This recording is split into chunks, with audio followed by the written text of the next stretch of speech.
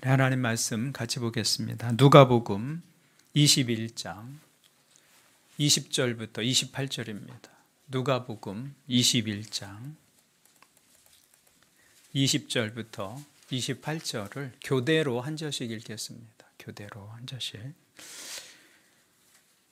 너희가 예루살렘이 군대들에게 에워싸이는 것을 보거든 그 멸망이 가까운 줄을 알라.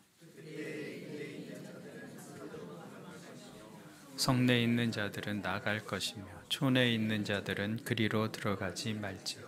이 날들은 기록된 모든 것을 이루는 징벌의 날이니라. 그날에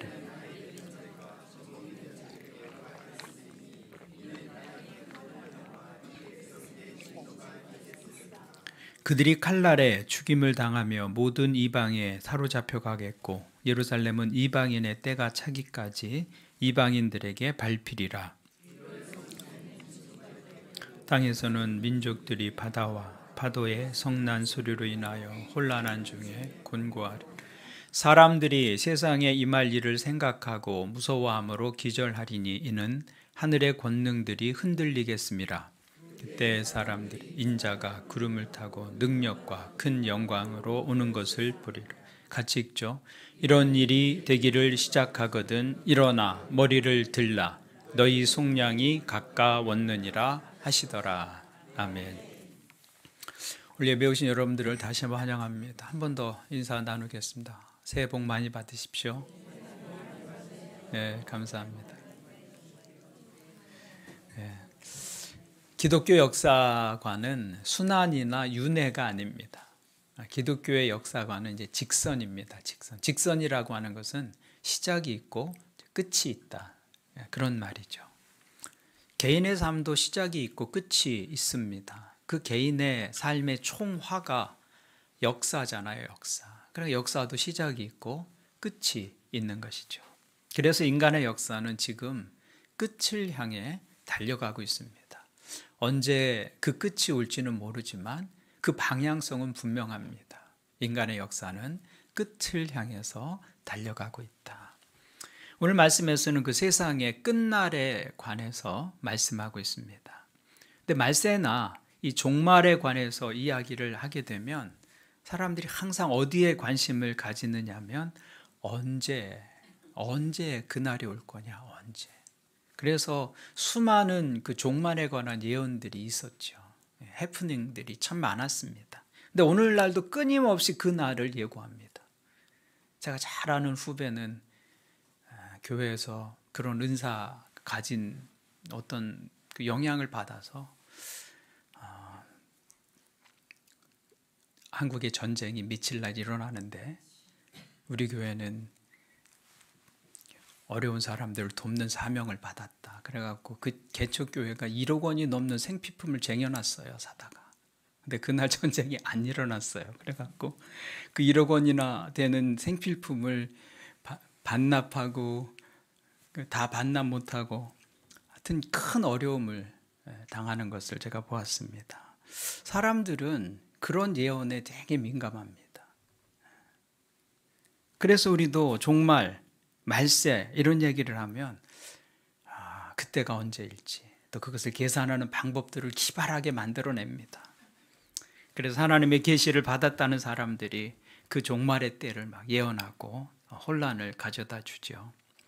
그러나 성경은 우리가 종말에 관해서 관심을 가지고 살아야 하지만 언제 종말이 올지 그 날에 관해서 관심을 가질 것이 아니라 어떻게 그 종말을 맞이할지 그 삶에 관심을 가지라.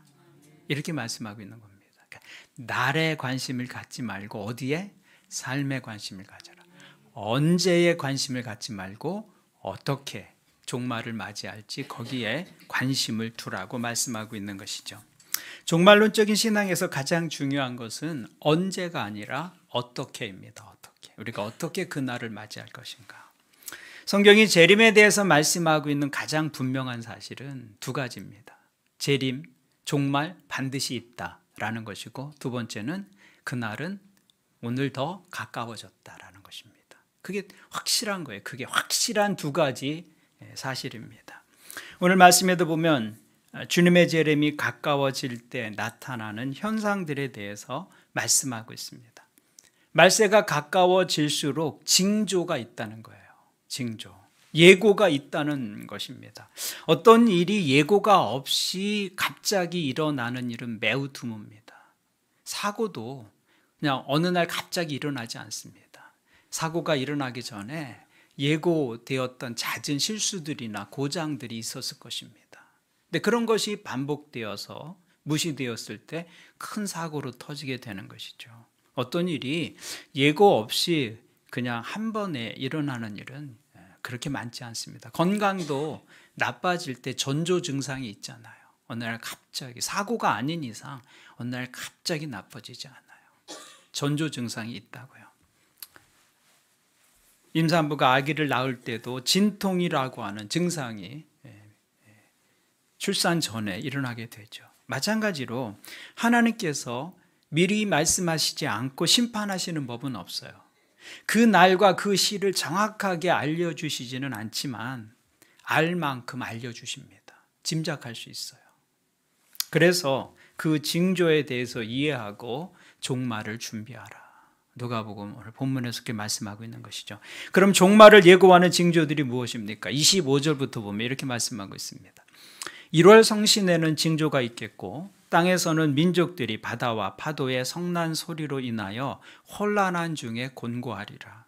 사람들이 세상에 임할 일을 생각하고 무서워함으로 기절하리니 이는 하늘의 권능들이 흔들리겠습니다.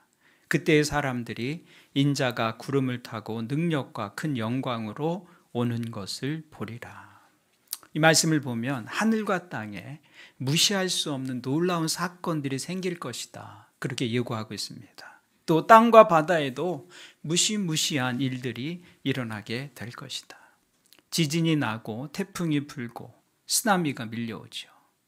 예전에는 이런 일들로 인명이 피해를 입어도 오늘날처럼 대규모의 인명피해는 없었습니다. 근데 우리가 도시에서 살잖아요. 밀집해서 살고 고층에 여러 세대들이 함께 살고 있잖아요.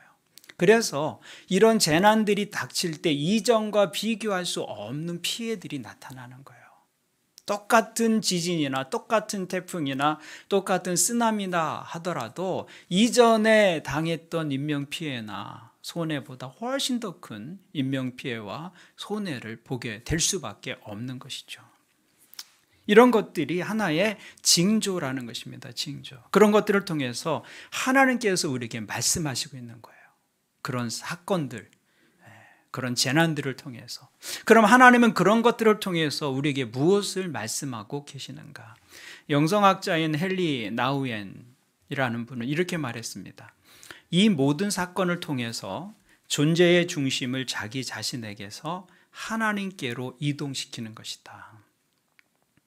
하나님은 이런 사건들, 이런 재난들을 통해서 인간이 그 존재의 중심을 자신에게서 하나님께로 이동하게 하신다. 그렇게 표현을 했습니다. 재난이 있기 전엔 사람들이 우주의 중심이 자기인 줄 압니다. 과학의 발전과 함께 이제 인간에겐 불가능한 영역은 없다. 우리가 못할 일이 없다. 그렇게 생각하게 만든다는 거예요. 우주의 중심은 나고 인간이 못할 일은 없다. 그래서 재난이 있기 전에는 모든 것이 내 뜻대로 되는 줄 압니다.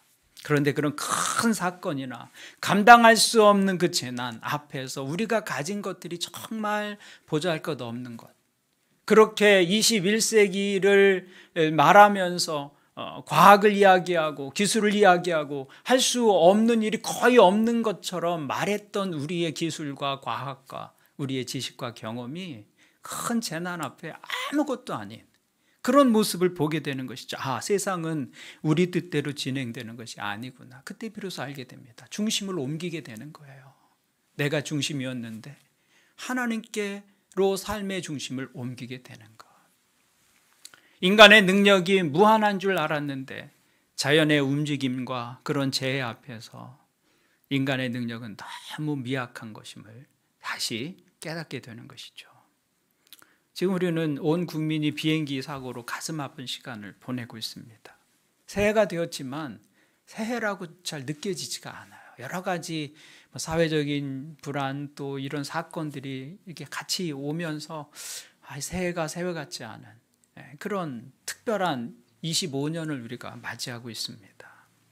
그런데 그 원인이, 이 사고의 원인이 새와의 충돌도 큰 원인이다, 이유다라고 말하고 있습니다. 다른 원인들이 복합적으로 연결되어 있겠지만 그 새와의 충돌도 간과할 수 없는 원인으로 이야기가 되고 있죠. 과학기술의 총체적 집약이 비행기일 텐데 그렇지 않겠어요? 가장 발달한 교통수단이잖아요. 근데 작은 원인 때문에, 새라고 하는 작은 원인 때문에 우리가 이룬 지식과 기술과 그 경험이 무너지고 많은 일들을 우리가 경험하고 있는 것입니다. 그런 일을 경험하면서 존재의 중심이 하나님께로 옮겨가는 것이죠. 내가 중심이 아니구나. 우리 여전히 부족하고 연약한 존재들이구나. 인간은 우주의 중심이 아니라는 것을 알게 되고 인간이 가진 능력으로 모든 것을 할 수 있겠다라고 하는 환상도 깨지고 마는 것입니다. 그래서 그런 사건들을 통해서 우리의 중심이 인간에게서 하나님에게로 이동하게 되는 것. 그것이 재난이나 큰 사건들이 우리에게 말해주는 진리다라는 것입니다. 그래서 내가 중심이고 내가 주인이라는 생각을 버리고 하나님 앞에 무릎 꿇도록 하는 것이죠. 오늘 말씀은 그 말세에 그런 재난과 재해가 더 빈번해질 것이다. 그런 징조를 읽으면서 살라고 말씀하고 있는 거예요. 그러면 말세를 사는 그리스도인들의 바른 자세는 무엇인가? 첫 번째는 깨어 있으라는 거예요. 그런 징조를 이렇게 깨닫기 위해서는 우리가 좀 예민해져 있어야죠. 감각이 좀 예민해질 필요가 있는 것이죠. 같은 것을 보아도 어떤 사람은 깨닫는데 깨닫지 못하는 사람이 있어요. 감각의 차이가 있습니다. 근데 성경은 그 징조를 보고 깨달으라는 거예요. 그 말은 깨어 있으라는 것입니다. 성경은 종말에 대해서 말씀하실 때마다 거의 예외 없이 깨어 있으라고 말씀합니다. 이 말은 잠을 자지 말라는 말이 아니죠. 그런데 실제로 초대교회에서는 공동생활을 하면서 밤에 불침번을 쓰고 자지 말라고 하니까, 깨어 있으려고 하니까 그 불침번을 서면서 언제 주님 오실지 깨어 있었던 그런 공동체도 있었다고 이야기를 합니다. 그런데 이 말은 잠을 자지 말라 그런 의미가 아니라 의식하고 살라, 그날을 의식하고 살라는 것이죠. 누가복음 17장을 보면 주님께서 다시 오시는 때를 말씀하시면서 그때는 노아의 때와 또 롯의 때와 같을 것이다, 그렇게 말씀하고 있습니다. 누가복음 17장 26절부터 30절을 보시면 노아의 때에 된 것과 같이 인자의 때에도 그러하리라. 노아가 방주에 들어가던 날까지 사람들이 먹고 마시고 장가들고 시집가더니 홍수가 나서 그들을 다 멸망시켰으며 또 롯의 때와 같으리니 사람들이 먹고 마시고 사고 팔고 심고 집을 짓더니 롯이 소돔에서 나가던 날에 하늘로부터 불과 유황이 비오듯 하여 그들을 멸망시켰느니라. 인자가 나타나는 날에도 이러하리라. 주님께서 다시 오시는 그때는 노아의 때와 같을 것이고 롯의 때와 같을 것이다 라고 말씀합니다. 노아의 때와 롯의 때는 심판의 때예요. 심판이 예고된 때였습니다. 홍수가 있을 것이라고 노아는 지시를 받았고, 그래서 방주를 지어서 그 심판을 대비하죠. 롯은 소돔성이 곧 멸망할 것이다 라는 말씀을 듣고 자기 가족을 데리고 그 성을 떠납니다. 그런데 사람들은 심판이 예고되었음에도 불구하고 종말이 마치 없을 것처럼 먹고 마시고 시집가고 장가가고 마치 끝이 없을 것 같은 인생을 살았다 그 말입니다. 그런데 예상하지 않았던 그 시간에 홍수 심판이 시작되었고 소돔성은 갑자기 멸망하게 됩니다. 이 사람들은 같은 시간 같은 장소에서 살았던 사람들이지만 그들의 삶의 모습은 완전히 달랐습니다. 그 심판을 의식하고 사는 사람과 심판을 의식하지 않고 사는 사람의 모습이 동일할 수 없다 그 말입니다. 우리는 종말을 의식하며 사는 사람들이잖아요. 끝이 있다는 것을 알고 사는 사람들입니다. 그러면 우리의 삶과 그 끝이 있다는 사실을 알지 못하는 사람의 삶이 어떻게 같을 수 있겠습니까? 같을 수 없는 것이죠. 종말을 의식하며 우리가 살 때 우리의 삶이 세상과 다를 수 있는 것입니다. 종말을 의식하며 산다는 것은 이런 것입니다. 이제 새학기가 되면 고등학교 3학년 아이들 교실에 달력이 붙잖아요. 그 달력은 어떤 달력이에요? 카운트하는 달력이잖아요. 카운트다운 하잖아요. 제가 보니까 3월 달에 한 250일 남더라고요. 250부터 시작을 해서 한 장 한 장 뜯잖아요. 근데 잘 이렇게 느껴지지 않죠, 그 숫자가. 그러다가 숫자가 100단위에서 이제 10단위로 떨어지면 이제 피부적으로 느끼게 되죠. 3달 남았다, 2달 남았다, 1달 남았다. 이렇게 매일 하루씩 줄어가는 그 날짜를 보면서 학생들은 하루하루 공부에 대한 마음을 새롭게 하는 것이죠. 그것이 종말을 염두에 두고 살아가는 그리스도인의 삶이다라는 거예요. 그것이 깨어있다는 말입니다. 깨어있다는 말. 마지막을 의식하며 산다는 말이죠. 하나님은 그 마지막 때를 의식하지 않고 사는 사람들을 향해서 어리석다고 말하셨어요. 어리석은 인생, 어리석은. 누가복음 12장에 한 부자가 대표적인 예로 나오잖아요. 그의 많은 소출을 거두고 그것을 거두어들일 큰 창고를 새로 짓고 거기에 자기가 수확한 모든 것을 쌓아놓고는 자기 영혼을 향해서 말하기를 내 영혼아 이제 먹고 마시고 즐기자. 여러 해 쓸 것을 쌓아두었으니 이제 먹고 마시고 즐기자. 근데 하나님께서 그날 밤 그에게 무엇이라고 말씀하셨어요? 어리석은 자여, 내가 내 영혼을 오늘 밤 취하리니 내가 준비한 것이 네 것이 되겠느냐. 오늘 밤이 그의 인생의 마지막 날이었는데 어리석은 부자는 그때를 모르고 있었다는 것이죠. 그는 앞으로도 자기가 여러 해를 살 것처럼 오늘을 살고 있는 것입니다. 자기가 모은 재산이 앞으로도 영원할 것처럼 그렇게 생각하며 인생을 사는 것입니다. 그래서 마지막에 당할 일을 생각지 못하고 오늘을 즐기고 오늘을 만족하는데 집착하면서 살아갔던 것이죠. 육체의 삶이 끝나고 자신의 영혼이 맞이하게 될 그 영원한 세계에 대해서는 전혀 준비가 없이 살았던 사람들, 그 사람들을 성경은 어리석다라고 말하고 있는 것입니다. 그래서 우리가 하나님 보시기에 잘 살기 위해서는 나의 마지막 때를 생각하며 살아야 한다라는 것입니다. 오늘 새해의 첫날이지만 여러분이 마지막을 의식하며 사시는 분들 되기를 바랍니다. 그것이 종말을 준비하는 믿음의 지혜입니다. 두 번째는 종말의 때에 인내하며 살라고 말씀합니다. 19절을 보십시오. 19절.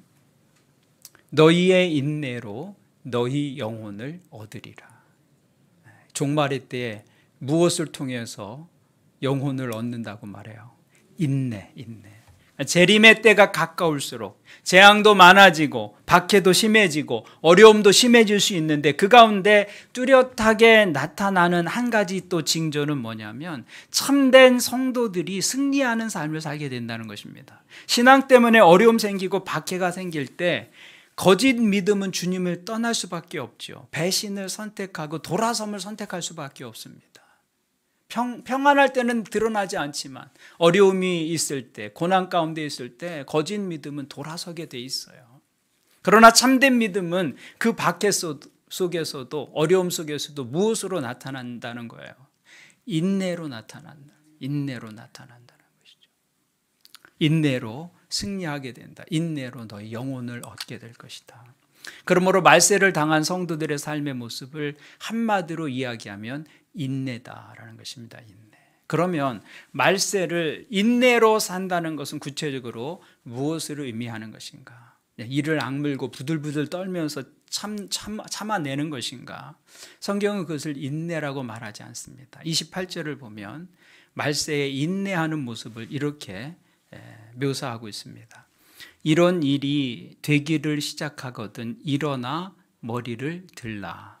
너희 속량이 가까웠느니라 하시더라. 너희 구원이 가까웠다. 그러니 이런 일이 되기를 시작하거든 일어나 어떻게 하라고요? 머리를 들라. 좀 이해하기 어려운 문장이긴 합니다. 이런 일이 되기를 시작하거든 일어나 머리를 들라. 여기 일어나 머리를 들라는 말씀은 세상이 재난과 재앙 속에 놓일 때 세상이 반응하는 것과는 다르게 반응하라라는 말씀입니다. 재앙의 때의 세상은 바짝 엎드립니다. 그런데 너희는 일어나 머리를 들라. 세상은 엎드리지만 너희는 머리를 들라. 재난의 때에 세상은 사랑이 식어지고 이기적이 되지만 그 가운데서 너희는 일어나라. 이렇게 말씀하고 있는 것입니다. 다르게 반응하라라는 것이죠.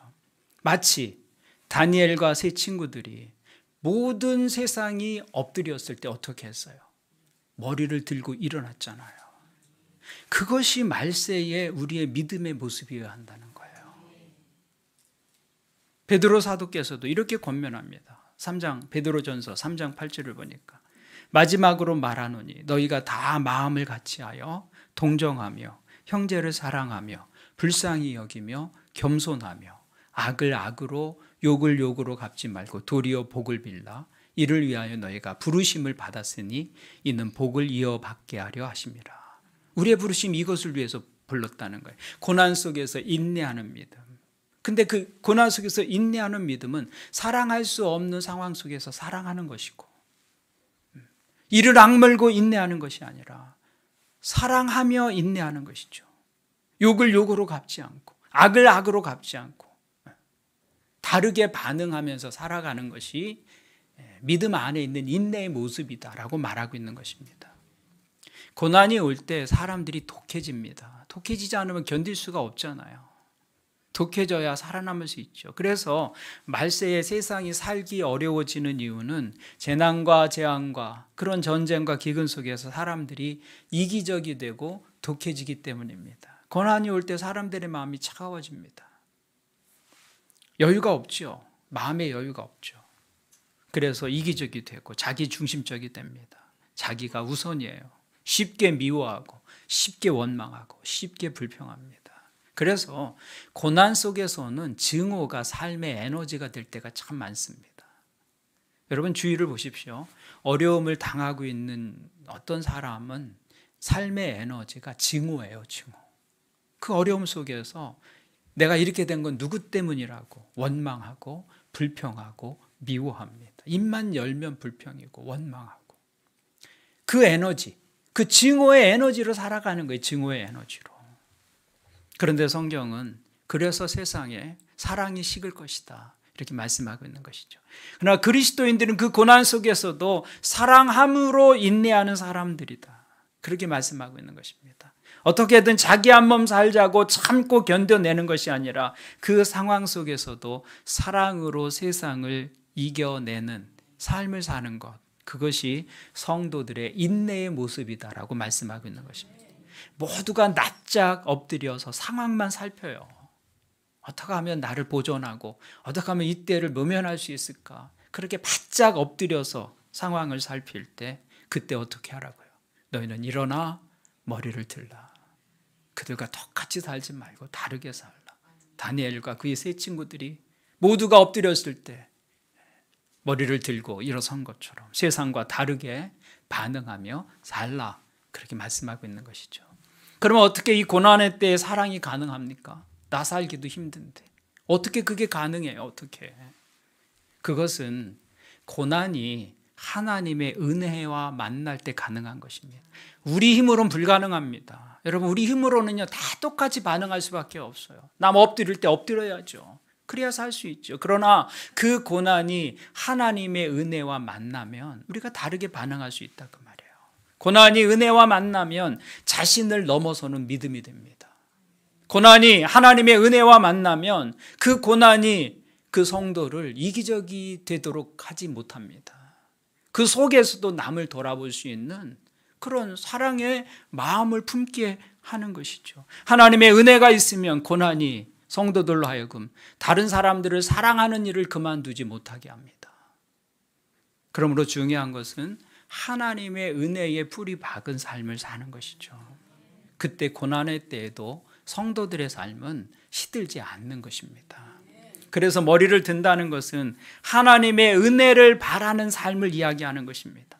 내 영혼이 하나님의 은혜와 연결되어 있으면 고난이 우리를 이기적이고 자기 중심적이 되도록 만들지 못한다는 거예요. 그래서 고난의 때에도 사랑하고 인내할 수 있는 삶을 살게 되는 것입니다. 그래서 올 한 해 어떤 일이 우리 앞에 있을지 모릅니다. 그렇지만 여러분들이 은혜의 뿌리 박은 삶을 사시기를 바랍니다. 매일 하나님과의 관계를 돌아보고 은혜에 심겨진 삶을 살게 될 때 내 삶에 찾아온 고난마저도 나를 넘어지게 하지 못하고 바짝 엎드리게 하지 못합니다. 그때 사람들과 달리 머리를 들고 일어서서 하나님의 자녀로 살아가게 한다. 더 큰 은혜 경험하는 또 한 해가 될 수 있기를 주님의 이름으로 축원을 드립니다. 아멘. 기도하겠습니다. 하나님, 오늘 우리에게 은혜를 주옵소서. 이 은혜의 뿌리박은 또 한 해가 되게 역사해 주옵소서. 그렇게 좀 기도하셨으면 좋겠어요. 한 해의 첫날을 시작하면서 우리 믿음이 마지막을 기억하며 오늘을 사는 믿음이 되게 해달라고 여러분 기도하시기를 바랍니다. 어리석은 부자처럼 눈에 보이는 것 의지하며 영혼을 준비하지 못하는 어리석은 삶 되지 않게 하옵소서. 특별히 여러분의 가족 가운데 그 영혼을 준비하지 못한 가족들이 있다면 이름을 불러가면서 기도할 수 있기를 바랍니다. 하나님, 그 은혜를 주옵소서. 또 주님은 말세에 믿음을 보겠느냐고 말씀하셨습니다. 이 말세에 우리가 하나님께서 보시기 원하시는 믿음의 사람으로 살게 도와주옵소서. 깨어 있어서 징조를 살피며 하나님의 일하심을 보게 하시고 고난 가운데서도 사랑으로 인내하고 연약한 사람들 돌보고 도움이 필요한 사람들에게 손을 펴는 머리를 들고 일어서는 믿음 되게 역사하여 주옵소서. 올 한 해 환경에 의해 지배받는 믿음이 아니라 환경을 넘어서는 믿음 되게 도와주시고 감사할 수 없는 상황 속에서도 감사의 고백을 만들어가는 믿음 되게 역사해 주옵소서. 우리 함께 말씀을 가지고 주님 앞에 나가서 한 목소리로 기도하겠습니다. 하나님 아버지, 또 한 해를 시작하면서 오늘 말씀 앞에 우리의 삶을 돌아봅니다. 하나님, 우리 시대에도 여전히 우리는 연약한 존재입니다. 과학이 발달하고 문명이 발전하고 우리가 못할 것 없는 것처럼 느껴지지만 그러나 때때로 우리의 삶에 일어나는 어려움과 고난과 사건들은 우리의 교만을 무너지게 하고 하나님 앞에 또 세상 앞에 우리가 얼마나 보잘것없는 존재인지 우리가 이룬 것들이 한순간에 하나님 아무것도 할 수 없는 무력한 가운데 떨어질 수 있다는 사실을 다시 생각하게 됩니다. 하나님, 한 해를 시작하면서 겸손함을 우리 가운데 허락해 주시옵소서. 삶의 중심이 우리가 아니라 하나님이신 것을 고백하고 믿고 그렇게 살아가게 도와주시옵소서. 하나님 중심에 서서 하나님과 함께 이 인생을 계획하고 또 하나님의 인도를 따라 또 한 해 살아가는 복된 걸음 될 수 있도록 주님 역사하여 주시옵소서. 특별히 한 해의 첫날을 시작하면서 우리 믿음이 마지막을 기억하며 오늘을 사는 믿음 되게 역사해 주시옵소서. 그 마지막 생각지도 못하고 달리다가 어느 순간에 그 마지막 순간을 만나고 하나님 앞에 서서 당혹함으로 준비되지 못한 모습으로 영혼을 향해 나아가는 어리석은 인생 되지 아니하도록 주님, 우리로 하여금 그 영혼을 바라보는 눈을 열어 주시옵소서. 어리석은 부자처럼 그것 보지 못하고 인생을 살아가는 어리석은 인생 되지 않게 도와주시고 특별히 우리 가족들 가운데 그 영혼을 보지 못하는 사랑하는 가족들이 있습니다. 주님, 저들의 눈을 열어주시옵소서. 저들의 귀를 열어주시옵소서. 하나님, 저들도 우리처럼 믿음의 자리에 서서 하나님을 아버지라고 부르며 구원의 하나님을 만날 수 있도록 주여 역사해 주시옵소서. 특별히 하나님, 이 시대 믿는 사람들 다르게 우리에게 주어진 삶의 자리에서 반응하며 살기를 원하시는 하나님의 마음을 알게 하여 주시옵소서. 그래서 모든 사람들이 엎드리고 모든 사람들이 그 상황을 살필 때 하나님, 오늘 우리는 믿음으로 머리를 들고 사랑으로 인내하며 하나님 연약한 가운데서도 사람들을 돌아보고 필요를 위해서 손을 펴는 그런 믿음 될 수 있도록 주여 역사하여 주시옵소서. 올 한 해 우리의 환경이 우리의 의도대로 펼쳐지지 않는다 할지라도 그 환경에 지배받고 넘어지는 믿음 아니라 그 환경을 넘어서는 믿음 되게 역사하여 주시옵소서. 하나님, 우리의 삶에 늘 우리의 기대대로 진행되지 않는다 할지라도 또 다른 눈으로 바라보면 거기에 감사가 있고 하나님의 일하심의 손길이 있습니다. 그것을 보는 눈 허락해 주시고 감사할 수 없는 상황 속에서도 감사의 고백이 있는 하나님의 사람들 될 수 있도록 주여 역사해 주시옵소서. 우리의 믿음을 허락하시고 또 한 해 풍성한 삶으로 인도해 주옵소서. 예수님의 이름으로 기도합니다. 아멘. 하나님 아버지, 한 해를 새롭게 시작하는 첫날에 우리에게 마지막을 생각할 수 있는 지혜 주셔서 감사합니다. 살다 보면 보이는 세상이 전부인 것처럼 거기에 몰두하게 되는 우리의 연약함이 있습니다. 그러나 이렇게 우리의 삶을 멈추고 하나님 앞에 서서 예배할 때마다 돌아갈 본향을 기억하게 하시고 우리가 나아갈 그 영혼을 바라보는 그 시각을 새롭게 하여 주시옵소서. 그 영혼의 관점에서 오늘 우리의 삶을 재조정하는 은혜를 더하여 주옵소서. 말세를 향해 갈수록 세상은 더욱 힘든 상황 속에 있을 것이라는 것을 우리는 압니다. 곳곳에 전쟁이 있고 환경의 변화로 인한 재난이 있고 예기치 않은 사고들은 더 빈번해질 것이지만 그 가운데 사랑을 잃지 않는 믿음 되게 도와주옵소서. 세상은 이기적이 되지만 우리는 이타적인 삶을 살게 도와주시옵소서. 세상은 자기 중심적이 되지만 우리는 자신을 내어줄 수 있는 섬김의 삶이 되게 도와주옵소서. 우리 입술뿐 아니라 우리 매일의 삶을 통해서 믿음을 증거하는 하나님의 자녀들 되게 도와주옵소서. 또 한 해를 주님 손에 의탁하며 예수님의 이름으로 기도합니다. 아멘.